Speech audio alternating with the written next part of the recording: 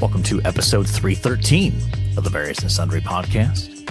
I'm your host, Matt Harmon, joined live from our virtual studio on the internet by my good friend, my colleague, my co-host, and the man who is full of Christmas cheer, John Scott Sloat. Year-round, Matt. Year-round am I filled with Christmas cheer. I mean, you're practically Father Christmas. Yeah. Basically. That's how I like to think of myself, as basically Father Christmas. Yeah. So how was the first Christmas with Mia? It was good. She was not enthusiastic about opening up presents or getting into her stocking or any of those sorts of things, which was a surprise. I thought children loved Christmas. Well, I mean, she's 6 weeks old, right? 6, 7? I think Wednesday will be 10. She'll be 10 Really? weeks. Yeah. Really? Yeah, 10 weeks. It's almost three. She's almost 3 months. Wow. Crazy.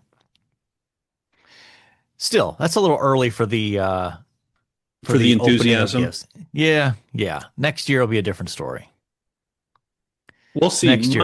My niece, who's 4 now, 2 years ago would open a gift and then play with it, and did not care about the other wrapped gift. Like, clearly just did not get it. Yeah. He was 2. So I think and the same thing happened this year at Christmas. She'd open up a gift and start playing with it. Or then the new feature was her little brother would open up a gift and she would start playing with it. That's right. Still sort of, I think she had a better sense of Christmas and presents and things like that, but Yeah. clearly did not get it. So what is the gift opening procedure in the in the family here? Somebody usually hands out a gift to everybody, and then we all each take turns opening the gift. Okay. That's how we do things. How do you guys do things? Well, on the on Kate's side of the family, we do one at a time, and so we have a massive stockpile of gifts. I mean, it's absurd how many gifts there are, and so the youngest typically starts and goes and selects a gift at random, and then whoever that gift is for, that person opens it. They open it, Nice. and then they go and select the next gift. So there are 13 of us. Take a guess as to how long it takes us to open gifts. I imagine it's like a 2-hour process. 3.5. 3.5. Wow. Yes. Wow. Yeah, for sure. So it's a big deal. I did want to point out that your absence in in church yesterday was noted by my nephew. Oh, really? He says to me, "Does your co-host go to church here?" And I said, "Yes, he does, but he's not here today." Yes, so Yes. I think he was eager to meet you, and well, shoot. you disappointed a listener, John. Yeah. I mean, I think I can explain it. You know, waking up with a mind-numbing migraine. Yeah, I get it. So I made the decision to hunker down and sit in a dark room. There you go. Well, if you would like to contact the show and tell us about your Christmas gift opening procedures, you can find us on X at VNSPod. You can email the show, variousandsundrypodcast@gmail.com. You can find us on Facebook and on YouTube, and we would love for you to leave a 5-star rating on whatever platform you access the show.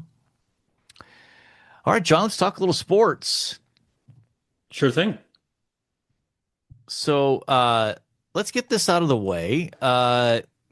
We've sort of entered college football bowl season. Yeah, whatever that means now. Yeah, not that people really care, I don't think. It feels like a husk of an old empire, you know? Yeah, yeah. I will say that I feel like there's one exception to this, and it is the Pop Tarts Bowl. The Pop-Tarts Bowl is always fun. And I feel like they have done a genius job of marketing this. Well, and what's funny is that's a like last 5 years, right? There was no Yeah. Pop-Tarts Bowl before like 3 to 5 years ago. Yes. And now it's a But thing.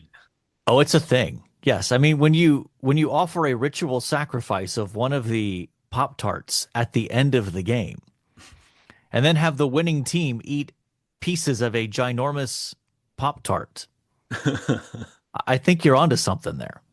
Yeah. I think it's the best move Pop-Tarts have made in years. Yeah.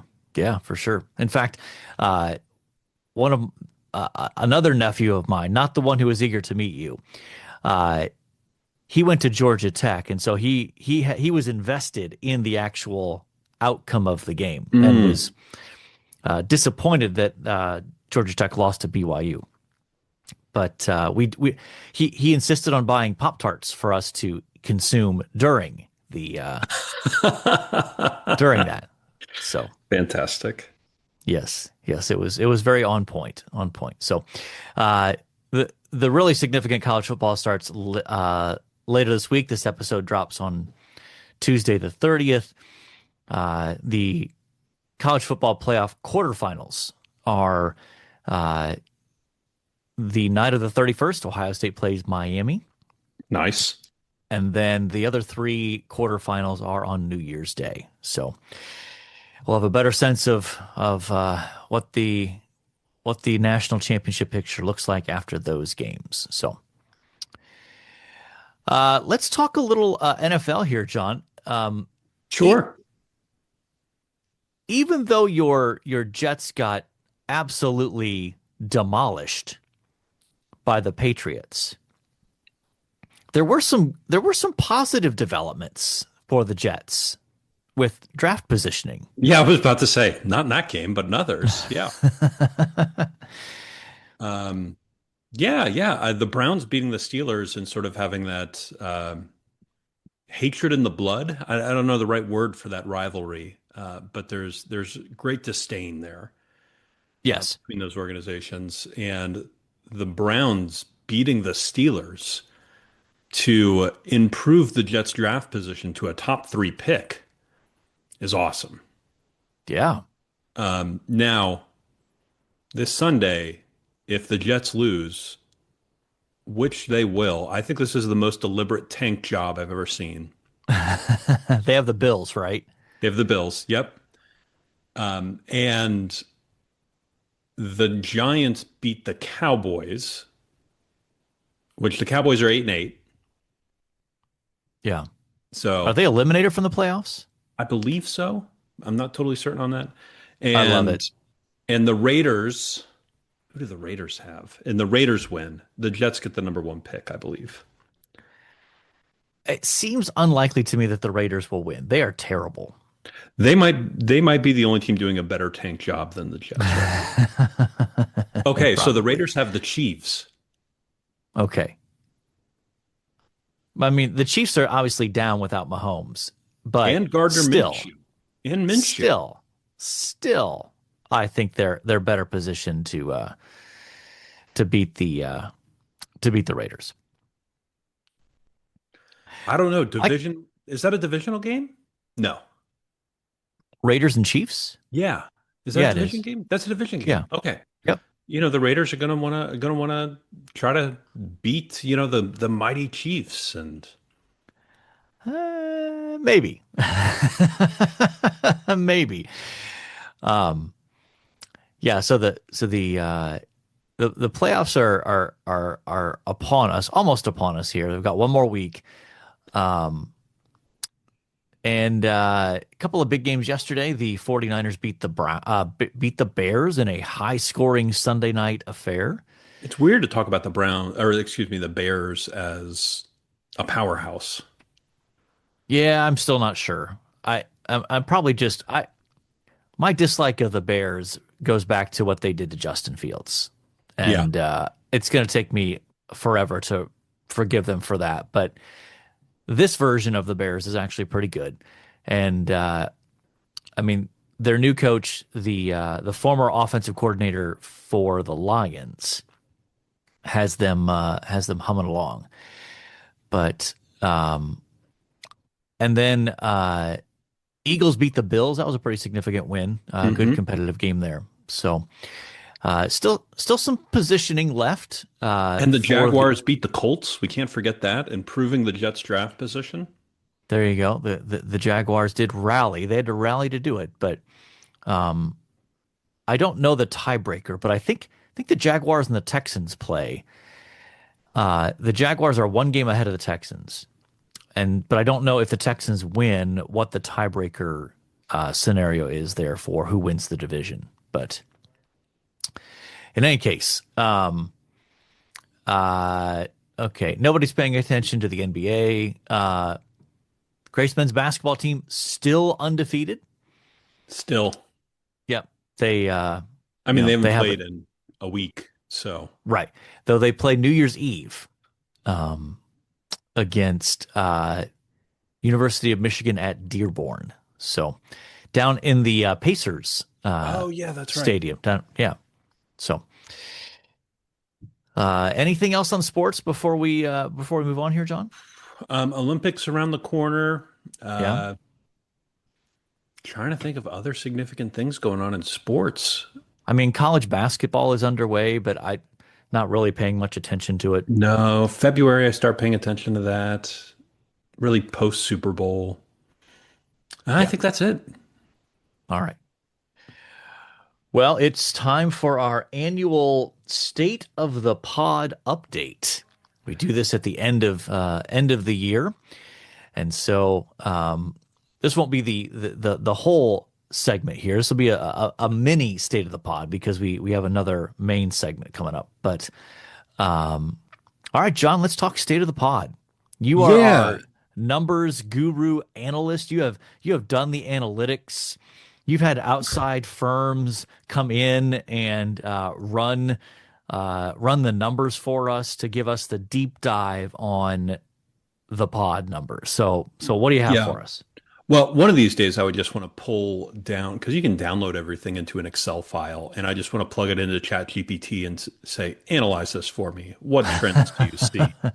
There you And see go. what happens. But if you did Um, that, we'd have to fire like our entire analytics division. it's tough. It's tough.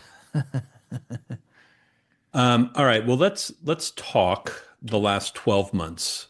So this does not include this month, December. So Okay. it goes end of November from last December. What would you assume is our most downloaded episode Hmm. in the last 12 months? Oh goodness. That's a great question. Um, would it be our author interview? That's number three. That's number three with Okay. Matt Smethurst, made number three. Yeah. That's Uh, number three. yep, yep. I would, man. Okay. I, I'm kind of blanking on what we did. So I'm struggling to remember. Give me number two. Number two is Charlie Kirk. That makes sense. That makes And sense. number one, which is surprising to me, uh, it's the state of the Bible on giving.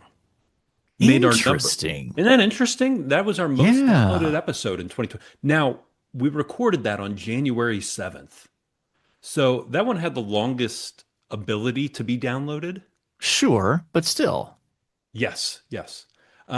So that was interesting. Yeah. Uh, Also, I haven't done the hard math on this, but And we all know that hard math is really hard for you. so we are listened to in more than 20 countries in 2025. Okay. I like Um, it. so removing the United States, because the United States obviously dominates this, Right. what are the top five?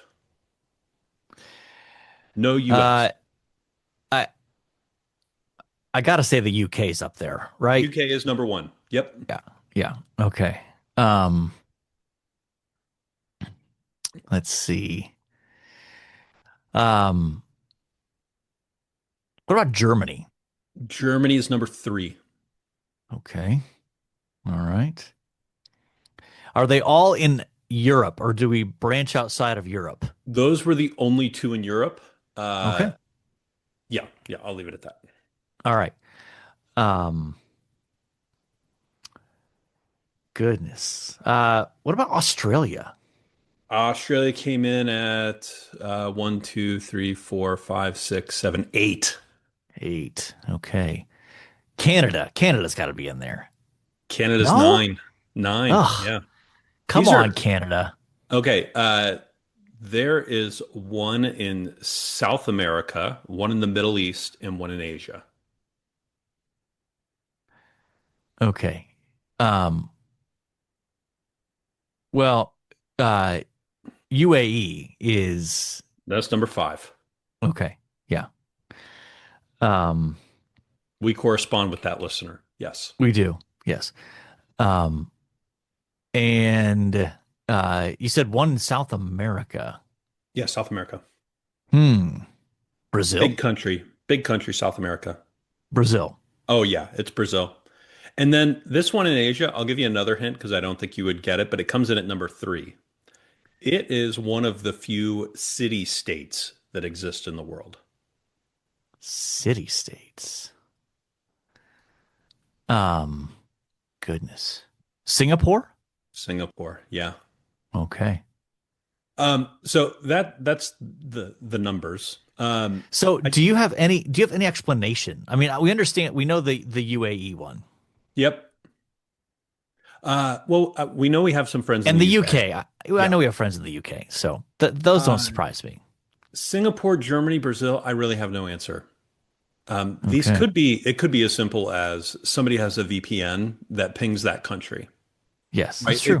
It could be that easy. Uh, Got to or make sure that that Putin doesn't know that they're listening from Russia. yeah, there's a few from Russia as well. I mean, Russia's on the list. Not Yeah. many, but Russia's on the Yeah. list. Okay. Um, and then what? All right, so Indiana's the number one state. Could you give me the top three states outside of Indiana that our listeners come from? I'm going to go Ohio. That's the first one. Yep. I think California is actually on that list, is it not? California's the second one. Okay. Um, is the other one a neighboring state, or are we also spread It's out? it's a neighboring state. So then I'd go with that state up north. You'd be incorrect. It's that state to the west. Really, Illinois. Okay. Illinois, yeah. Okay. Um, I so guess I say enough negative things about that state up north that probably hurts our audience you there. have But turned them off. Yeah, I don't even see them on this list. Georgia beats Michigan, believe it or not. hey, well, So does New York, Texas, North Carolina, Virginia, and Florida. yeah, Uh, Texas would have been on my list there as well. the other thing that happened in 2025, I think that's really, really interesting, is 2025 is the year of the podcast ad for Yeah. us. Um, so, I mean, looking at the graph here, I have the all-time ads up. Apparently, there's been 638 ads played on our podcast.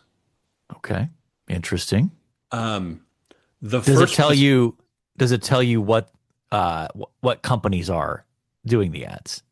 yeah, it does, and Okay. I Okay. can get there if you give me, yeah, I can look at that in just a second, I think.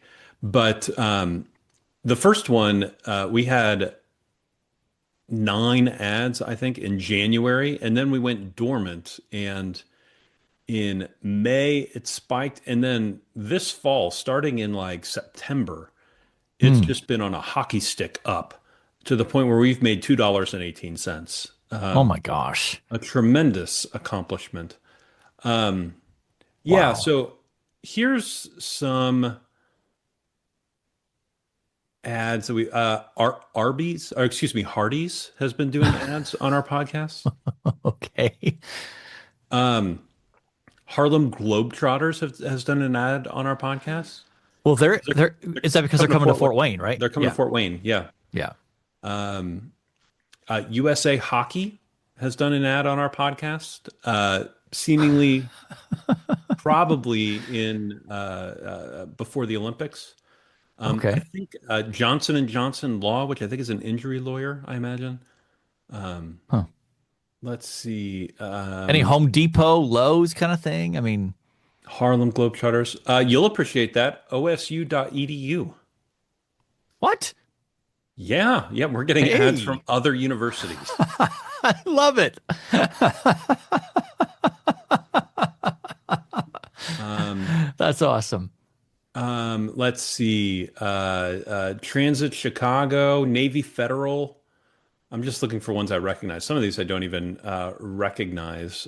Florida SBDC.org. I don't know what that means. MapleStreetBiscuits.com. Hey.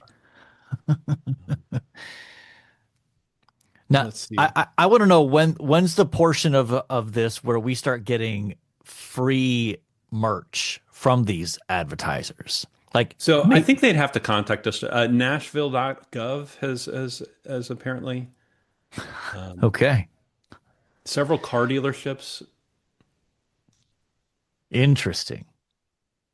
Yeah, so there's been some I know I've seen, yep, there it is. WallStreetJournal.com has advertised on our Wow. pod. I need to reach out to my friends at Crossway and get them to jump on board here. Yeah. um Amazon.com has done a couple article done a couple. It's good to see that mom and pop organization getting out there, you know. Yeah, yeah. BaptistJax.com advertised on our podcast. Is that like Jacksonville, Baptist Yeah, Jacksonville? I believe so. LouisvilleKY.gov. Okay. Wow. Visit Chicagoland. Shopify. See, all those travel episodes are helping us here in the ad revenue. Yeah, IU Health. I mean, I am particularly interested in hearing from a listener who's been like, "Oh yeah, I was in the Chicago airport, downloaded your podcast and heard an ad about flychicago.com or There you something like go. that." Um, Yeah. but yeah, there's been quite a few. I haven't seen any Home Depot, but Easter seals. I don't know if are you familiar with Easter seals? Vaguely, yeah. Yeah, they do handicap work. Yeah. I don't know why they're advertising on podcasts, but we had two from there. Furniture Row, That's Anderson in Fort Wayne, Windows, isn't it? Are you talking about Furniture Row like in Fort Wayne or FurnitureRow.com. Yeah, okay. Wow. Anderson Windows, Hudsonville Ice Cream. Now again, I mean, if some of these sponsors want to send us free samples of their product, we would not decline them. So, But yeah, I think that's probably the most interesting part of the end of 2025 here has been watching the gobs of cash roll in for this podcast. We're now less in the red than we were before. I have no idea where we're going to invest that $2.18, but we'll have some One of high these, level meetings. well, and we have to have a PayPal account to get that money. I do not have a PayPal account. Do you have a PayPal account? I think I do, but I've not used it in forever. We're gonna have to set up a PayPal account, and Okay. I'd like to get it to the point where I can pay for one of our lunches. That'd be amazing. I mean, we do not eat fancy. I mean, we get out of there for like what, $25 between the two of us. Yeah, probably. Um, if we could get there, that'd be ideal. Or if a listener wants to pay for our lunch, Yeah, you we can know, do that too. Yeah, we can do that. we can do that too.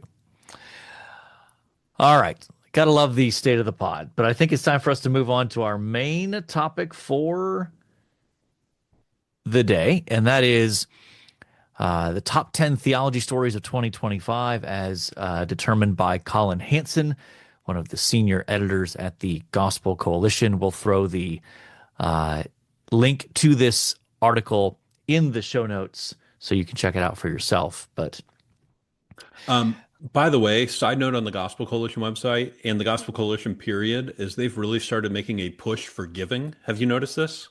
yes, Um, their banner that they put at the top of their website, Hold Fast, yeah, they stole it from Grace College. they stole it from Grace College.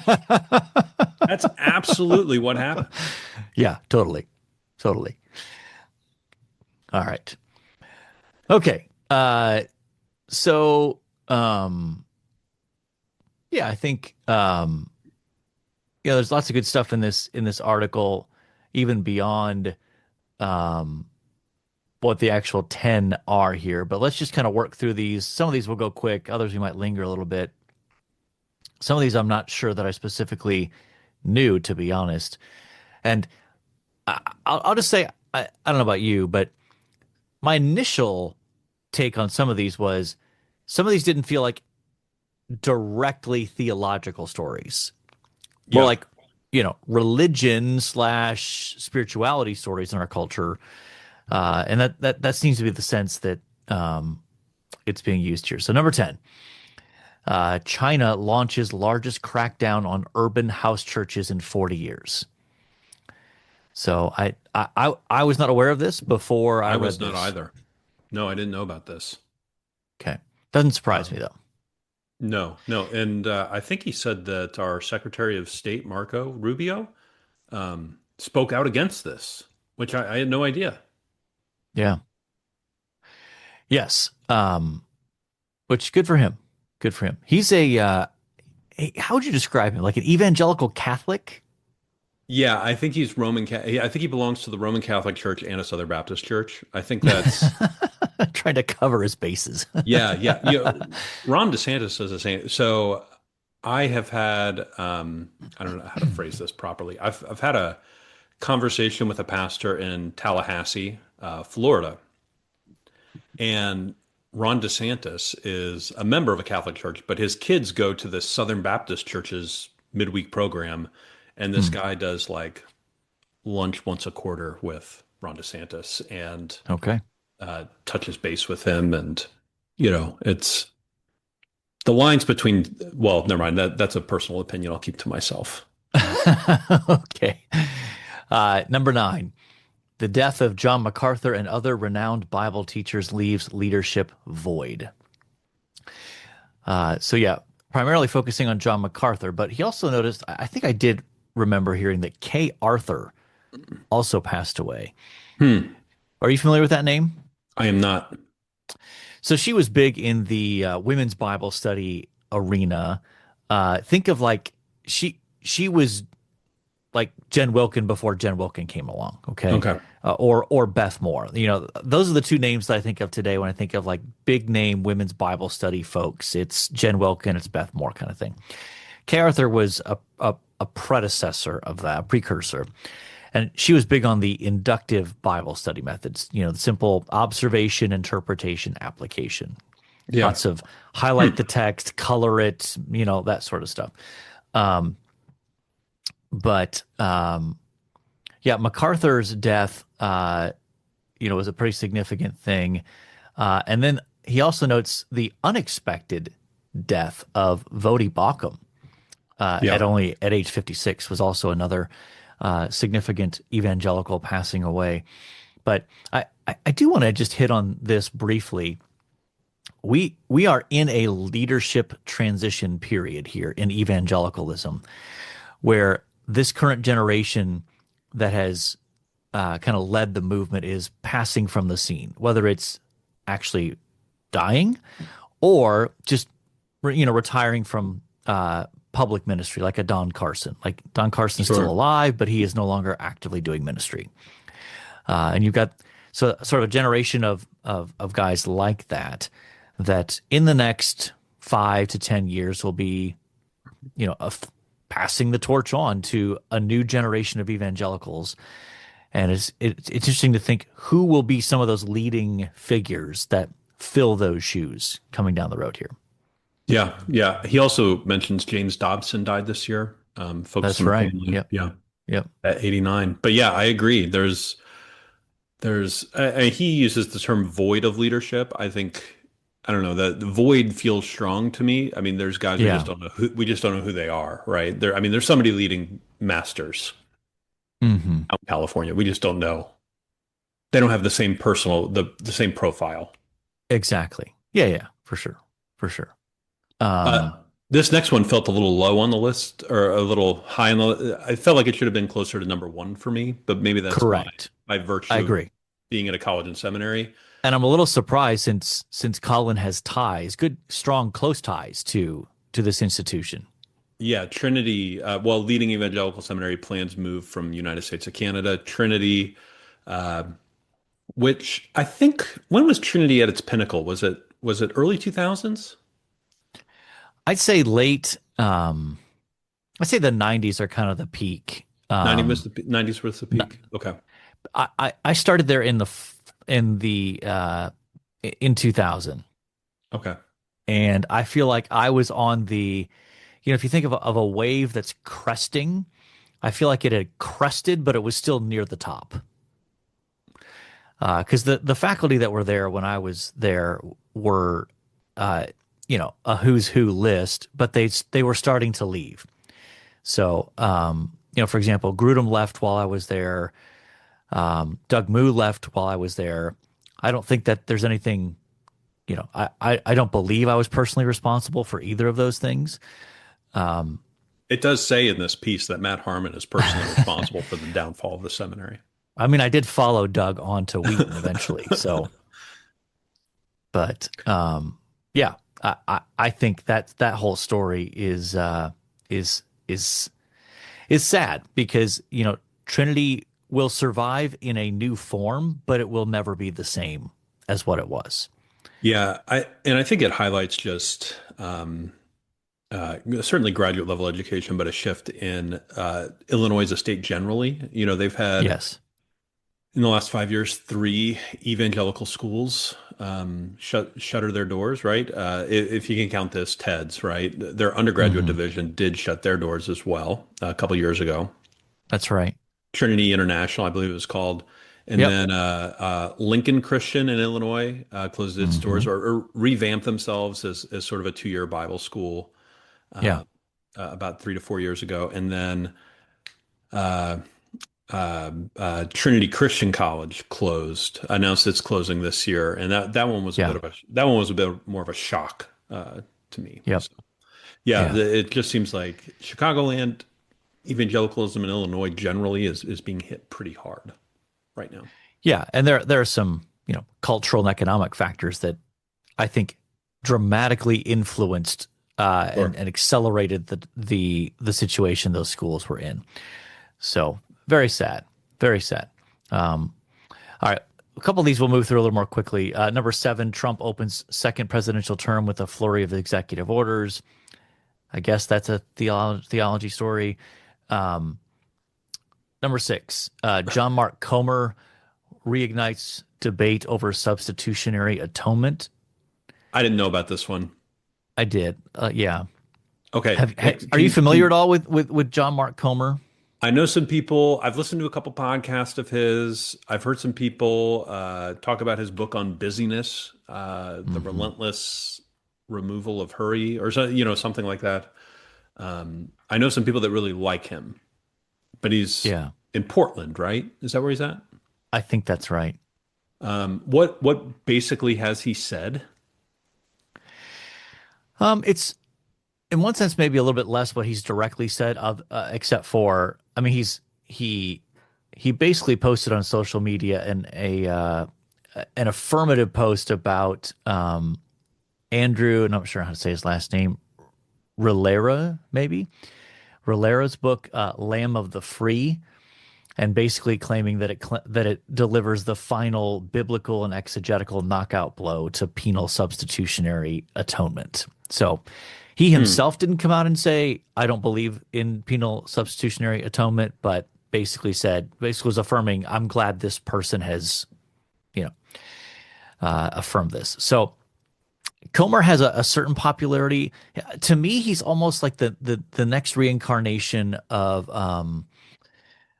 oh gosh, I lost his name. The Catholic mystic kind of thing. I'm gonna blank on his name now. Um, that's gonna bug me now. But I can't this help you. this sort of like mystic, it's about doing kind of thing. It's about doing the things that Jesus does. It's about a sort of mystical connection with him, and it plays a little fast and loose with actual like biblical authority and, Hmm.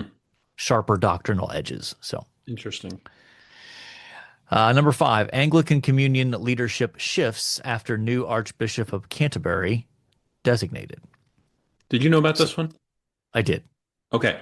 I was not aware of this one either. Trinity felt like a much bigger story to me than this. Um, Globally, this is a bigger story Okay. than Trinity. But with the shift in who was named as the Archbishop of Canterbury, being someone who is certainly more progressively oriented, that pushed a bit of uh, a bit of a conservative reaction among the sort of conservative Anglicans in the fold. So, you and I both know we could bring a certain person on, and he could unpack this in great detail for us. But Well, yeah, that might be a good idea for like a 12-week series or something. Sit down and exactly, do it in one recording and chop it up, you know? yeah. All right, yeah. Number 4, the first U.S. Pope replaces Francis in Rome. I do think this is a big deal. Oh, The yeah, first American Pope. absolutely. Absolutely. And interestingly enough, he's from Chicago. Yeah, a Uh, Sox fan. yeah, which, whatever. But um, there's part of me that wonders, does the Pope have MLB TV and is he watching the White Sox from the Vatican? I bet he does. I I would be hope so. willing to bet he does. I'm imagining him sitting in his Pope hat, throwing Cracker Jacks in his mouth. Sitting on the throne, so ex cathedra, making pronouncements With a as the big Sox foam are on it. finger, Yeah, big foam yeah, number one. yeah, for sure, for sure. That's a big deal. Number 3, quiet revival makes loud arrival. Um, We so covered basically, this. we did. Um, yeah, I think this is one of those areas where it's clear that there are mixed indicators Yeah. on this front in our culture.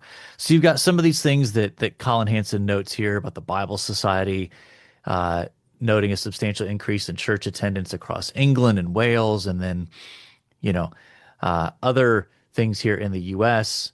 Um, but then you've got a guy like Ryan Burge coming out and saying statistically, there's really not a significant noticeably uh, noticeable rise in, say, church attendance or things like that. So In the United States, right? in the He's not U.S., talking. yeah, Yeah, yeah. yeah, So the Bible Society was about England and the UK. Wales. That's Yeah. correct. That's correct. But even in the aftermath of as we'll get to eventually here, of Charlie Kirk's assassination, you had anecdotal reports of increases in church attendance, and yet Ryan Burge hasn't really been able to clearly demonstrate that statistically in terms of what he does. So it's just Yeah. interesting, but certainly encouraging for our massive listenership in the UK.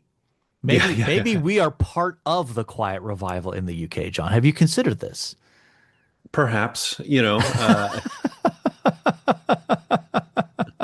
we have talked about cricket quite a bit. I mean, some would call that pandering, but Well, we have um, to get an on location podcast recording in the UK. We've got to make it happen. in Westminster Hall. Yeah. In But Westminster Abbey or Abbey, Westminster yeah, yeah. Hall? Okay. Abby.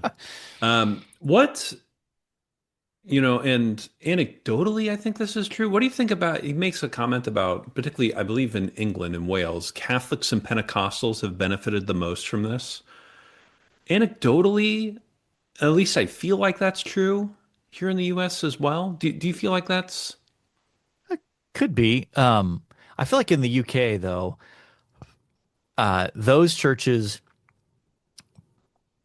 position themselves outside of the state church, right? And so in many places, I think those are the alternative to the state church. That if you're yeah. not going to go to the state church, you have one of those two options probably in many places at least. So, all right, number two. This is also something we've talked about. The AI apocalypse is here. Yeah, I don't know how I mean, maybe he's using the term apocalypse to make this a theological story. Yeah. And he seems to particularly ground it in Ross Douthat's interview with Peter Thiel, who says he's Hmm. looking for the Antichrist out there. Um, but I think he's using the term apocalypse a little bit more colloquially, just in the sense of it's a revolution that's happened. We're in the middle of it transforming our culture rapidly. yeah, And that I agree with. I mean, I think this, I mean, I know we have plans to talk about this at least a little bit in the new year. But this is changing everything very, very quickly. And is going to be an interesting development over well, the next several I years. mean, you and I live in the world of higher education, and we've already noticed it dramatically. Well, Um, I mean, I guess this is public knowledge, but the Lilly Endowment has put out a $5 million grant to Indiana institutions to come up with a plan for AI, mhm. like come up Yeah. with good ideas for how to impact students, impact staff, impact higher ed in AI. And then you can apply for up to 40 million if you collaborate with other institutions. And it can be outside of the state. All of a sudden, we have a lot of friends outside of the state of Indiana who want a piece Yeah, of that pie. that's right. I That's took a right. call from Asbury, wanting to collaborate on something. But Yeah. Well, I, there's a lot going on with that, and as you and I have both talked, there are some potentially incredibly exciting possibilities that could come out of that. That we can't yeah, talk specifics, but so very exciting. All right. Number one, Charlie Kirk assassinated. And that lines up with our number one episode, I guess, right? No, second. yeah, yeah. That It was was our second. It was second. Yeah, second. Um, and so even some of the discussion there about, you know, should we call him a martyr? How much do we think of him as a Christian apologist versus a political activist? And, all those sort of blurry lines coming together. So, yep, but I think that's I do think that's a fair assessment that story probably should be there, for its potential cultural relevance, and whether and I think that goes beyond just maybe an initial potential uptick in church attendance afterwards, but the impact it has the potential to have on that sort of Gen Z crowd who saw in him uh, someone that they admired. yeah, yeah. And this kicked off a lot of debate, including Hmm. uh, was what he did a ministry. Hmm. Yep. And those lines are getting very blurry. And I'm uncomfortable with it. I like I like clear.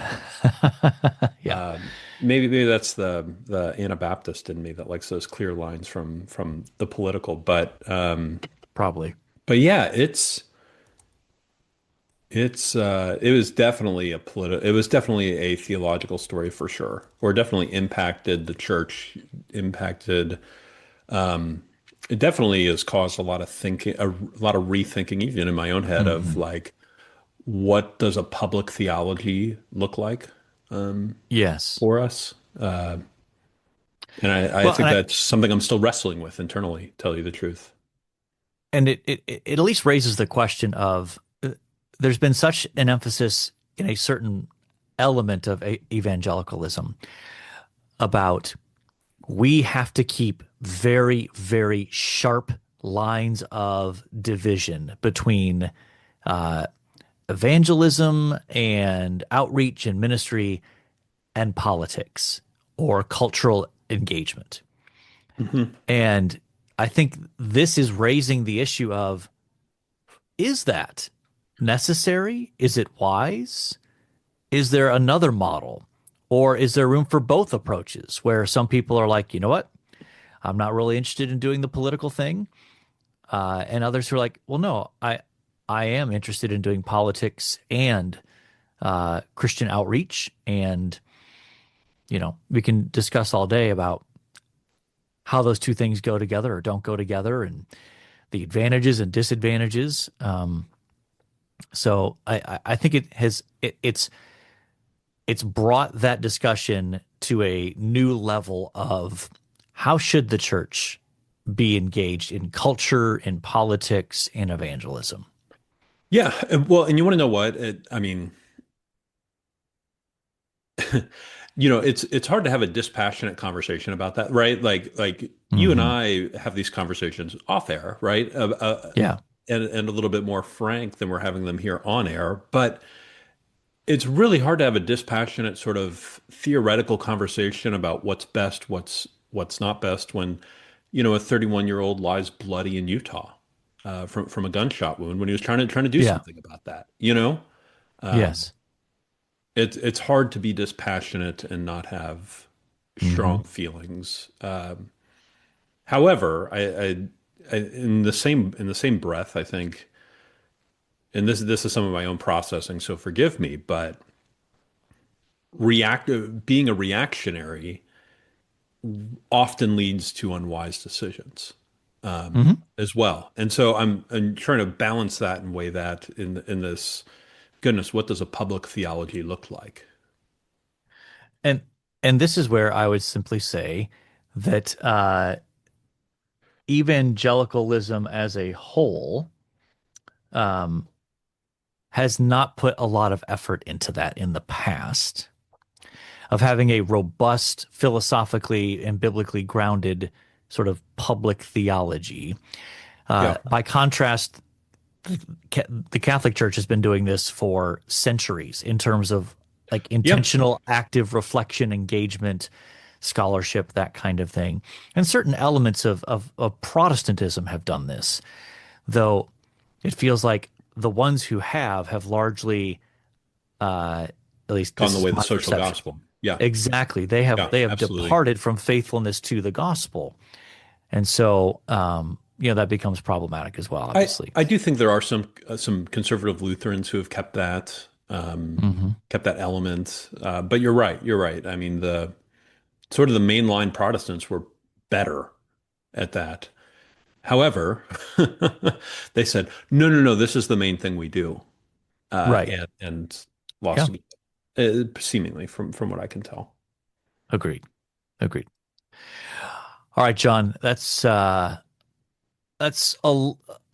brief look at that. There's more. We'll have the link in the show notes, but uh, time now for this day in sports history.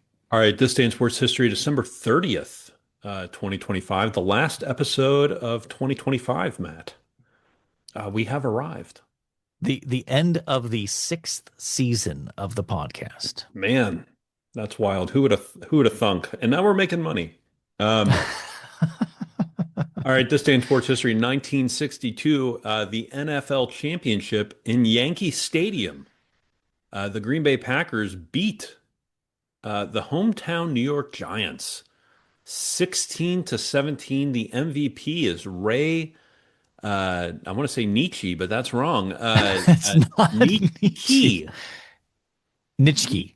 Nitschke. Nit Nitschke. Nitschke. Nitschke. There you go. All right. Uh, he's a linebacker. When was the last time a linebacker was Super Bowl MVP? Yeah. 1977 Australian Open women's tennis. Yvonne Goolagong Crawley wins her sixth career Grand Slam title and beats fellow Australian Helen Goulet Crawley. Um, yeah, is that her sister? I don't know. They have the Gu same last name. right. Goolagong is that. Yvonne Goolagong Cawley. Man, I mean, what do you do? 1981, the great one, Wayne Gretzky scores 5 goals and an assist in Edmonton's 7-5 win over Philadelphia. It gives Gretzky 50 goals in 39 games, the fastest 50 in 50 in NHL history. Also sets the NHL record with 15 game assist streak. This is pandering The- to the USA Hockey ads we had mentioned there you earlier. go. There you go. Um, did you ever watch the Great One play? You ever watch Wayne lace him I up? mean, I saw clips, but Okay. I never watched hockey at that point. 2008 NHL, or excuse me, NFL head coach Mike Shanahan is fired by the Denver Broncos 5 years later on the same day. In 2013, he is fired by the Washington Redskins. So do you think Man. he like has PTSD on December 30th? Like he wakes up and he's like, what terrible thing's going to happen to me today? Depends, right? I mean, depends how much time he had left on his contract. If he's let go, right? As Yeah. presumably he had at least a year left on the contract.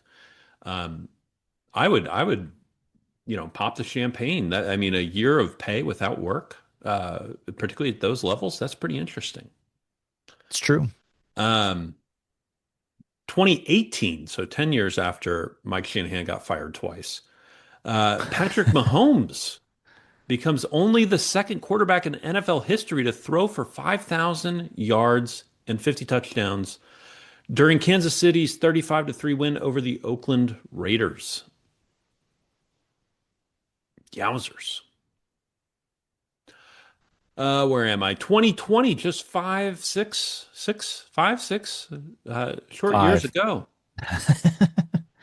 San Antonio assistant Becky Hammon becomes the first female coach to coach an NBA team after the Spurs head coach Greg Popovich is ejected in a 121-107 loss to the Lakers. He may have done that on purpose. He may have. He may have. All right, John. So who do you like here? I have a leaning here, but Oh goodness. Oh my. I'm probably well, I don't want to skew negative and go Mike Shanahan. I'm probably on a agreed. Wayne Gretzky. I don't know. Who are you thinking? I was thinking Ray Nitschke. Ray Nitschke. Well, I He's don't kind of a like his. legendary. He's kind of a legendary NFL player. Really? Why is that? Yes, Is he in the hall? just a just a great, yeah, great linebacker. Hmm. Well, let's go Ray. Let's go Ray Nitschke. And I know we haven't had a Ray Nitschke in the 300 and so episodes. Probably So not. I Probably think not. that's a safe assumption there. So, all right, one thing you like. So there's a new Knives Out. Have you ever watched a Knives Out Who Done It mystery? I haven't, but my my son and daughter-in-law are have suggested that we need to watch these. Yeah, There's yeah. three of them So now, right? The newest there's one just came out. there's three of them. Daniel Craig plays this sort of Southern American detective, Hmm. and can see he does the Sherlock Holmes thing Yeah. pretty brilliantly. But the new one is like Get Up Dead Man or something like that, and it centers around a Catholic church and Mm-hmm. All sorts of those is very, very good. Get Up, Dead Man, Knives Out Okay. Mystery. Probably the first one and the second one were better, but the third one was enjoyable. Okay. All right. So I'm going to go with so yesterday as part of the family festivities, since my father-in-law is a big Ohio State fan, we watched a three-part docu-series called Redemption Story. And it is the behind-the-scenes story of the Ohio State National Championship from last year, but with a Mm, focus on the faith commitments of some of the key leaders on the team. And there it gives backstory to how they came to know the Lord, and yeah, just really, really well done. It's available. I think it was an add-on subscription on Amazon Prime. It's like Wonder Plus or something like that. But you can get it for like $1 or two, and then cancel it, and mm. go on your merry way. But was well produced and engaging, and just encouraging to hear about the genuine faith that many of these players had. And I appreciate that they also went out of their way to say, like, look, the message coming away from this is not, well, if you just put your trust in Jesus, you'll win championships or you'll get whatever you want, kind of thing. Like Right, they went out of their way to stress that. So I appreciate that. So, right. and that is my one thing I liked. All right, John, we have talked some college and NFL football.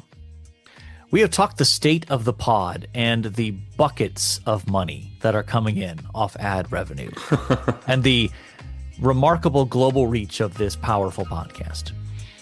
We have talked the top 10 theology stories of 2025, as indicated by Colin Hansen at the Gospel Coalition.